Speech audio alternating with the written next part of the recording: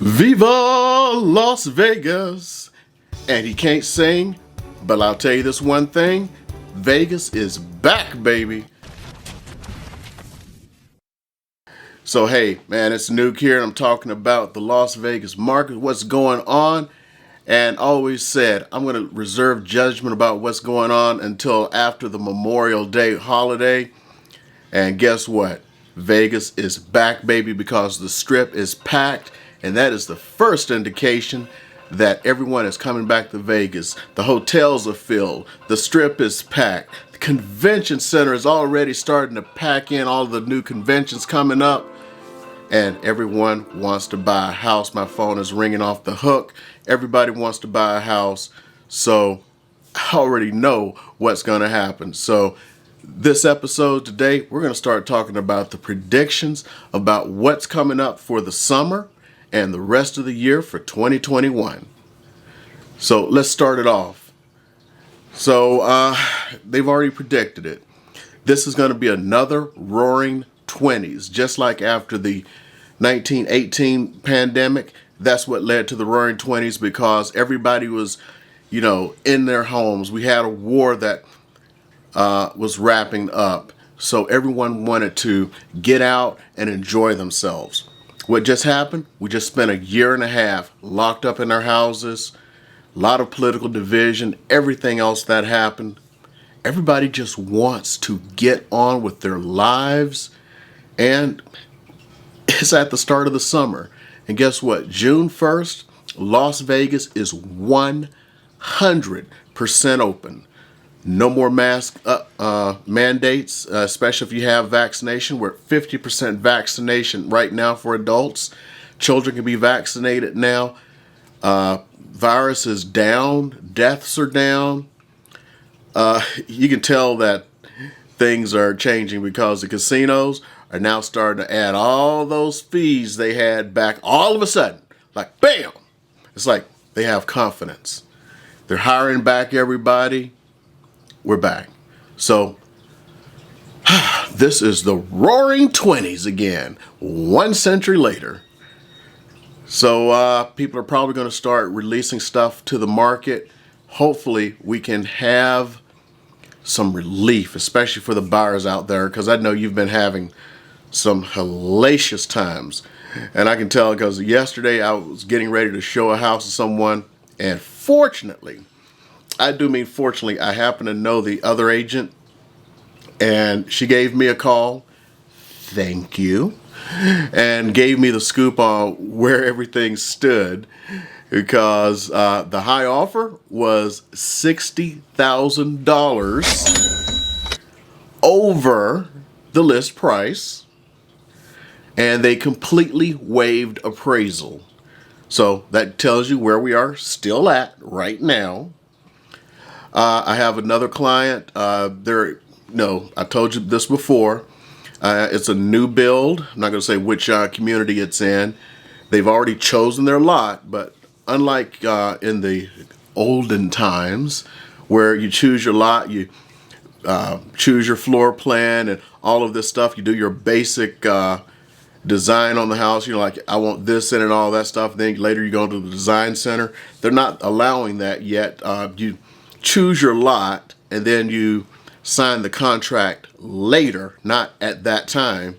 And since choosing the lot a little over a month ago, they still have not been able to sign the contract yet, and the price of the house has gone up 3 times. Whoa.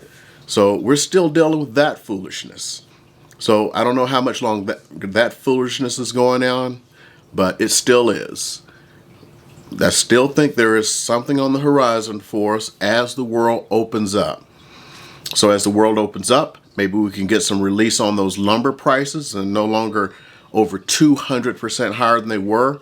And then the builders will have the confidence to start building again, because they don't want to be stuck in a situation where, they order lumber and then they're paying, more than they predicted for the house. And that's why they're holding off right now. As far as the existing inventory out there, I had some investors come into town this weekend, and they were looking for the possibility of getting ready to buy the foreclosures, and I had to give them the kind of, in my opinion, good/bad news. It's like, what foreclosures? No, they're like, well, it's going to be a slew of foreclosures because all these people didn't pay their mortgages and all the people didn't pay rent for a year. So their landlords are probably in trouble. And it's like, yeah, okay, here's the thing. Who's upside down in their mortgage? We're at record highs. Every month we hit a new record high. So if, like the example I just gave, if someone offered 60,000 over, well, that just raised the price of that house by 60,000. Remember, you have to think about appraisals. And as soon as that house records, every house in that neighborhood is now worth 60,000 more. So no one is upside down in their mortgage. The worst thing that's going to happen is, yes, the house may go on the market because they can no longer afford it, but they're going to make a profit. So it's not going to be a foreclosure, not a bargain, but it'll be a house on the market, which means instead of having a 2-week inventory, maybe we'll go up to something like a 3 or 4 month inventory, which will still be a seller's market, but it'll be a more balanced market, which will still be good and get those prices down to, not down, but to a point where we're only having 7% inflation instead of double-digit inflation in the housing market like we're having now. Absolute craziness that we're having. So those are my predictions. Yeah, there are some landlords who can't pay their mortgages, but the banks, what are you going to do? If you had a choice, bank is going to come and take your house. Yes, your tenant didn't pay for a year. Let's say and you couldn't pay the mortgage because your tenant couldn't pay. Okay, but the value of your house rose more than what your tenant would have paid for that year. So let's say your house before this all started was worth $250. Some parts of this town, that house maybe worth $300. Your tenant was paying $1,200 a month. You lost out on $14,000 in rent. Yes, you didn't pay your mortgage for a year. It gained $50,000. You see the difference? So the person can sell their house and still net money in their pocket even though they're behind. So that's probably what's going to happen, and that's what's going to loosen inventory and get prices back under control so they're not just going up $10,000, $20,000 a month. So those are my predictions for the rest of the summer and going into the rest of the year.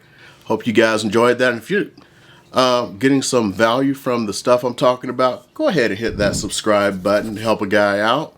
And I got some more videos for you guys right here, so continue that out. Thank you guys.